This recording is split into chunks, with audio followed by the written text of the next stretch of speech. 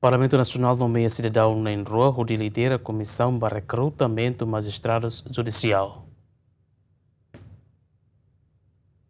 E a sessão plenária terça, Parlamento Nacional, a votação, onde ele cidadão em rua, onde lidera a comissão recrutamento magistrado judicial, cidadão em rua, se serviço onde o recrutamento judiciário para futuro Supremo Tribunal de Justiça, a criação planeia batina rio rua, onde o total deputado nulo recém lima, na inualo ausente e a sessão plenária referida não participa det, o deputado lima nulo recém rito. E a eleição bancada CNRT no PD, mas apresenta cidadania candidatura, enquanto bancada oposição lá apresenta candidatura. Lista candidato não apresenta a mesa Macanessan, Carmelita Caetano Muniz, no José Pedro Mariano das Neves de Camões, no suplente em Rua Macanessan, Siquito Monteiro, no Leonito Ribeiro. No a votação final, Parlamento Nacional nomeia cidadão Carmelita Caetano Muniz ou José Pedro Mariano das Neves de Camões por saizuri da Comissão de Recrutamento bazuis no Procurador Cira